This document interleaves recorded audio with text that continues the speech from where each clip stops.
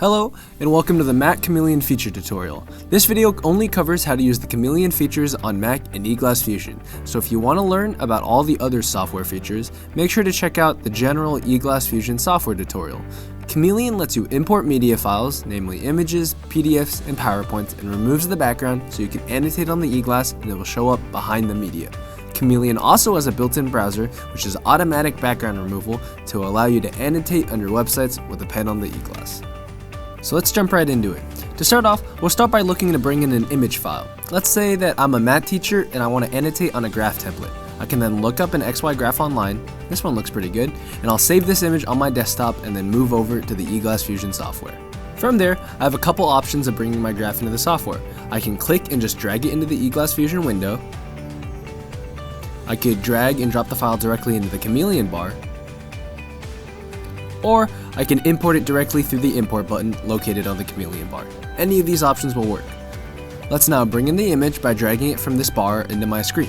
We can reposition the image by clicking and dragging, but we can also resize the window by scrolling the mouse wheel or by clicking and dragging the resize points around the image. Now let's dive into removing your image's background with Chameleon. We can access these settings by selecting our image, then clicking on the settings cog under the trash can. First off, let's pay attention to the background remove setting. We can turn this on and off, but when it's turned on, there are a few extra settings to be mindful of. First off is remove color. Remove color is the color that Chameleon tries to remove in order to make your image transparent. There are two ways here you can adjust the color that you'd like to remove. One way is by selecting the color manually by clicking the color bar and then choosing the color of your background. The other way is by clicking this little dropper symbol and then clicking on top of the color that you'd want removed. Below the remove color section is the threshold option. Threshold is useful for when the software automatically either removes too much of the color or not enough. You can see here that the lines on my graph aren't completely solid. Chameleon might have removed too much of the color that I had selected, so I can then adjust the threshold to make these lines stand out more. The last setting we have here is invert color, which is exactly what it sounds like. It inverts all of the colors on the image. This can be important depending on the background you have behind you. I currently have a black background, so I want to invert the colors of the graph from black to white to stand out. Alternatively though, if I have a white or lighter background, then inverting the colors may not be necessary. How the Chameleon feature works is that it takes the media files that you want to import, and when you drag them in, it superimposes them onto the eGlass. So any physical writing you do on eGlass will all be behind the media. That's why when the image background is removed, it allows you to still see my writing. But if I uncheck background removal, now my image becomes completely opaque. My writing disappears and you can't see through it anymore. Sometimes the Chameleon feature has a hard time completely removing backgrounds, especially if the background is not one solid color, or if the color of the writing in the background is very similar. But don't worry, there's a solution. Let's see what we can do with a hard to remove background by bringing in this image of the water cycle. As you can see, the background is way too busy to effectively remove. But that's okay, you don't have to remove the background to annotate on this media. Instead, you can use the built-in digital annotation tool. You can access the digital annotation tool by pressing the annotate button on the toolbar, and from there you are free to write and draw whatever you would like. One last thing you can find under the image settings is the transparency slider. Instead of removing the background, if you want to be able to see through the media, you can always adjust the transparency of the image. Remember, images aren't the only media files that you can import. You can also import PowerPoints and PDFs. Here's the PowerPoint that I'm going to import. I'll go to the Chameleon bar and use the import button to bring in my PowerPoint. It will take a second to upload, then I can just click and drag the file onto the screen.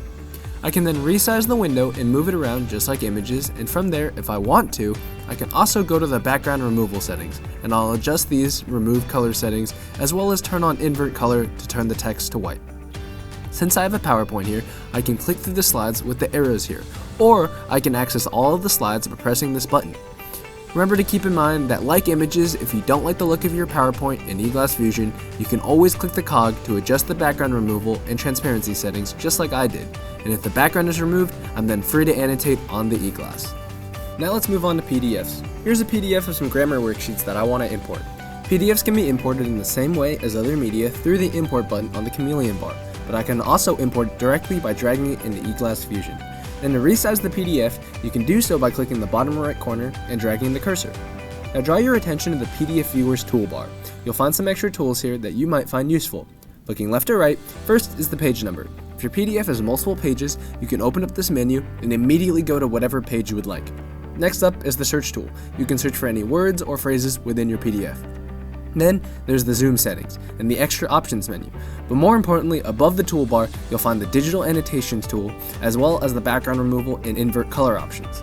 Remember, with any form of digital media, if you decide to not make the image transparent or remove the background, the only way to annotate is with the digital annotations tool. Also keep in mind that unlike the archive bar, if you ever choose to press the X on your file thumbnails to remove files from the Chameleon bar, it won't delete the file off of your computer, but rather it will just remove the file from the bar. Last but not least, we have our built-in browser. You can find the browser under Viewer, and when you click on it, it will automatically bring you to google.com. But this tool essentially functions as a limited browser within eGlass Fusion with all of the Chameleon background removal features. So instead of having to tab out to show something on a website, you can just bring it up with this built-in browser. You might have also noticed that there are some familiar buttons at the top of the window here as well. You can see the cog again, where you can adjust your background removal and transparency settings, but there's also the digital annotation tools and the zoom tools. With the background removal tools, you can create some pretty cool dramatic effects like this one. Since I've removed my background, I am now free to annotate and gesture freely behind the diagram. You can also bookmark your favorite pages with this button here. Remember, Chameleon allows you to remove the background on any website that you would like. Thank you for watching this video. Don't forget to check out our eGlass setup videos and other software tutorial videos located at eglass.io/academy, or email us with any questions you might have at hey@eglass.io.